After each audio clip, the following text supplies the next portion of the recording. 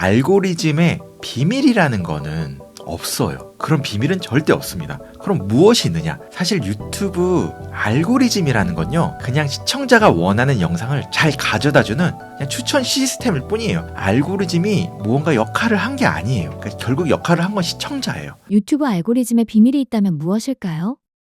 제가 유튜브에 있어서 진짜 중요한 얘기 하나 말씀드릴게요. 그러니까 흔히 알고리즘이란 용어를 통해서 우리가 알고리즘에 뭔가 비밀이 있다고 사람들은 이제 말하고 다니긴 하는 것 같아요. 그런데 알고리즘에 비밀이라는 거는 없어요. 그런 비밀은 절대 없습니다. 그럼 무엇이 있느냐? 사실 유튜브 알고리즘이라는 건요, 그냥 시청자가 원하는 영상을 잘 가져다주는 그냥 추천 시스템일 뿐이에요. 그냥 그 이상도 그 이하도 아니에요. 그래서 우리는 사실 알고리즘이라는 단어 대신에 시청자라는 단어를 사용해요. 흔히 뭐 알고리즘의 축복을 받는다, 알고리즘이 좋아한다, 이런 표현들 쓰잖아요. 내 이 영상 알고리즘이 좋아하는 것 같아, 영상 노출이 잘 나오네? 사실 그게 아니에요. 그냥 시청자가 영상을 좋아해서 잘 나오는 거예요. 그러니까 시청자가 좋아하니까 클릭했을 거고, 좋아하니까 계속 봤을 거고, 좋아하니까 이 영상을 보고 엄청 만족을 했을 거고, 그러니까 구독도 했을 거고, 댓글도 달 거고.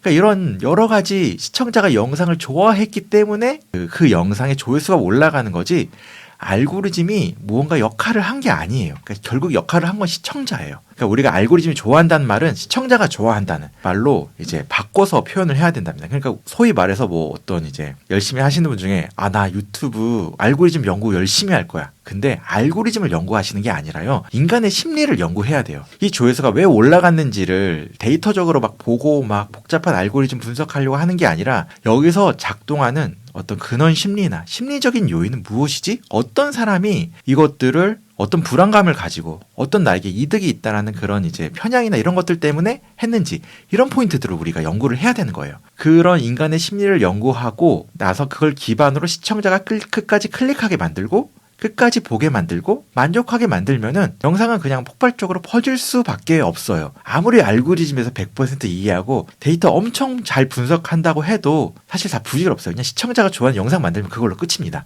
그러니까 사람들이 혹할 만한 썸네일과 제목을 만들어내지 못하고, 그러니까 영상 시청한 지 10초 만에 다 떠나면 아무 소용이 없는 거예요. 결국 우리는 사람들이 좋아할 만한 무언가를 끊임없이 고민하고 해야 되는 겁니다. 그러니까 복잡하게 생각할 필요 없어요. 사람에게 집중한다, 시청자에게 집중한다, 이 단순한 원리에 집중하는 사람만이 어떻게 보면 유튜브에서 성장할 수 있는 거예요. 그러니까 이게 채널이 작고 크고가 중요한 건 아니에요. 왜냐하면 100만, 200만 유튜버들도 다 구독자가 1명인 시절이 있었고요, 100명인 시절이 있었어요. 그분들이 결국에는 시청자에게 집중했고, 시청자들이 뭘 좋아할지를 끊임없이 고민했기 때문에 10만 유튜버가 되고 50만, 100만 유튜버가 된 거예요. 그렇게 영상을 쌓아가다 보니까 점점 좋아하는 사람들이 늘어나게 되고, 좋아하는 사람들이 늘어나니까 유튜브는 좋아하는 사람들이 많은 채널에게 더 많은 조회수, 더 많은 구독자가 모을 수 있게 더 노출을 많이 시켜주는 거예요. 그러니까 유튜브의 성공의 비밀은 간단히 말해서 하나입니다. 시청자가 좋아하는 영상 만들기. 그것밖에 없어요. 그러니까 시청자를 사로잡으면 알고리즘은 자연스럽게 뒤따르게 돼요. 그러니까 유튜브가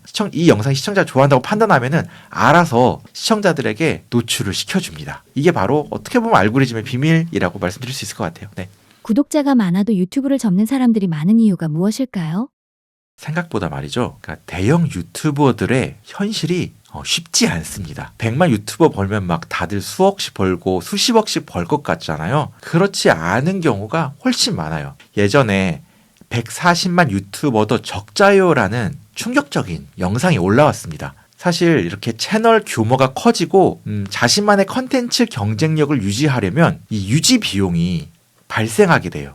그러니까 PD나 편집자 같은 인력이 이제 필수로 있어야 되고요. 여기다 각종 운영비까지 하면은 고정 지출이 늘어나겠죠. 뭐 사무실도 빌려야 되고 하니까요. 그런데 문제는 만약에 그 채널이 조회수나 광고 수익에 의존하고 있다, 그러면 여기서 문제가 발생합니다. 왜냐면은 아무리 잘 나가는 채널도 조회수의 널뛰기가 심해요. 그러니까 트렌드가 바뀌거나 어떤 상황이 바뀌거나 아니면은 그 컨텐츠의 그 채널의 컨텐츠 컨셉이 지루해지거나 하면은 하루 만에 그 수십만 수백만 나오는 조회수가 수만 수천까지 떨어지는 경우가 정말 많거든요. 이렇게 유튜브 조회수라는 건요, 널뛰기가 정말 심해요. 롤러코스터를 마치 타는 것 같이 널뛰기가 정말 심한 게 이제 조회수의 세계입니다. 그러다 보니 조회수가 떨어지는 날에 적자가 나게 되는 거예요. 물론 광고 영상을 더 많이 늘려가지고 광고 수익으로 커버를 할 수도 있어요. 그러니까 구독자가 높아지면은 광고 단가가 커지는 건 맞으니까요. 그런데 사실 이것도 문제가 있습니다. 광고를 늘리면은 영상의 퀄리티가 떨어져요. 그러니까 누가 광고를 보고 싶어 하겠어요? 그러니까 광고를 많이 하게 되면 그 채널에서 문제가 생깁니다. 그러니까 자연스럽게 시청 시간, 클릭률 등에서 손해를 보게 돼요. 그러니까 결국 채널 가치가 하락하게 되고 적자폭이 커지게 되는 거예요. 내가 유튜브를 통해서 돈을 더 이상 못 벌게 되니까 유튜브를 이제 떠나게 되는 겁니다. 사실 이런 맥락에서 제가 그 유튜브를 통한 조회수나 광고 수익에 의존하지 않고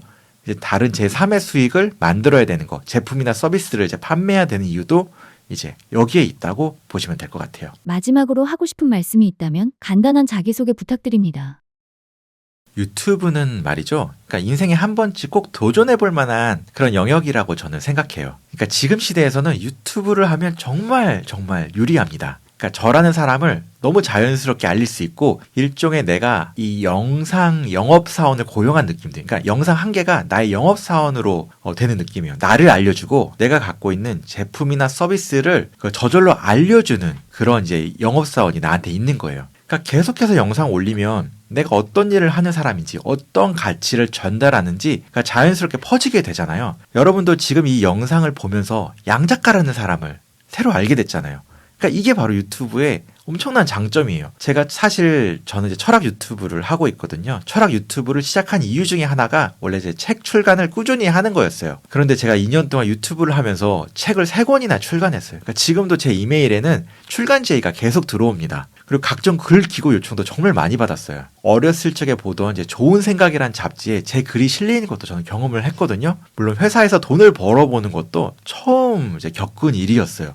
그러니까 이 모든 게 유튜브를 시작했기 때문에 저에게 일어난 변화입니다. 그러니까 각자가 인생에서 도전하고 싶은 목적이 있으실 거예요. 그러니까 은퇴 이후에 부업을 통해서 수익을 창출하거나 아니면은 나라는 사람을 더 많은 사람들에게 알리고 싶거나 아니면 내가 누군가의 삶을 내가 원하는 방향으로 변화하고 싶거나 내가 맞다고 생각하는 방향으로 변화하고 싶거나 더 많은 사람들에게 내 생각이나 신념을 알리고 싶거나 이런 나만의 어떤 목적이 있으실 거예요. 그 목적을 달성하는데 유튜브만한 수단은 없습니다.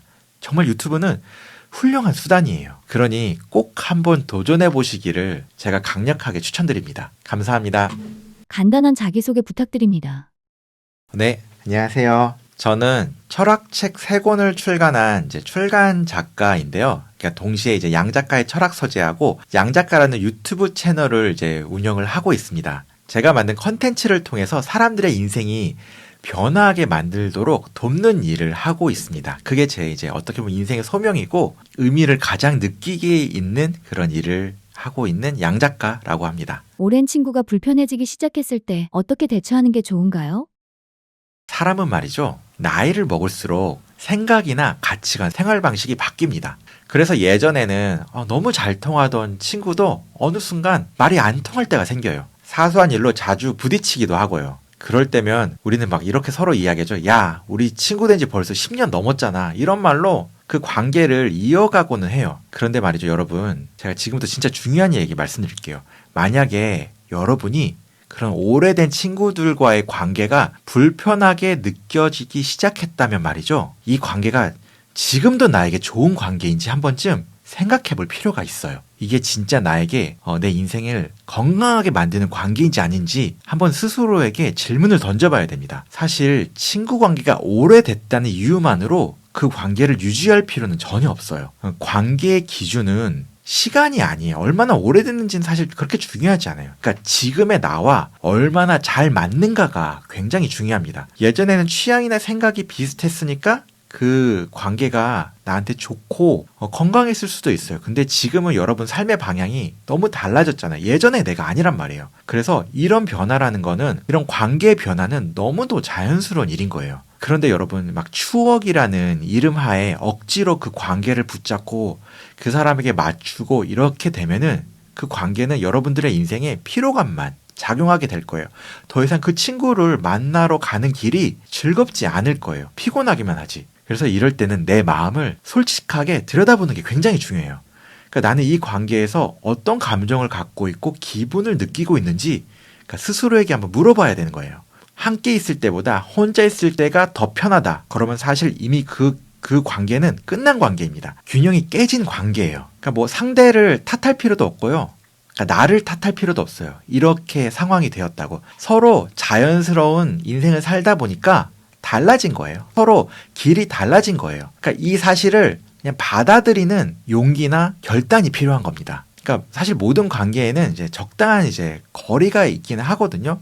그럼에도 불구하고 내 이 관계를 그래도 오래된 친구니까 유지하고 싶다. 그렇다면은 잠시 거리를 두는 것도 괜찮아요. 그러니까 거리를 둔다고 해서 관계가 끝나는 건 아니잖아요. 오히려 서로의 공간이나 서로의 이제 인생의 방식의 다름을 존중하고 우리가 오랜만에 다시 만났을 때 생각보다 편안한 관계로 만들어갈 수 있을 거예요. 그러니까 서로에게 억지로 맞추기보다는 서로의 다름을 인정하고 이제 거리를 적당히 조절하는 거예요. 그러니까 쇼펜하우어라는 철학자가 이런 인간관계를 이제 모닥불에 비유를 했거든요. 그렇잖아요. 우리가 모닥불을 떠올려 보면은 여기에 너무 가깝게 다가가면 엄청 뜨겁잖아요. 화상을 입을 만큼 뜨겁단 말이에요. 근데 너무 멀면은 반대로 너무 추워져요. 근데 우리가 적당한 거리를 유지하면은 굉장히 따뜻해집니다. 적당히 떨어졌을 때 따뜻함을 느낄 수 있어요. 그러니까 그 관계를 유지하고 싶다면은 이 적당한 거리라는 개념을 한번 생각해 보시면 좋을 것 같습니다.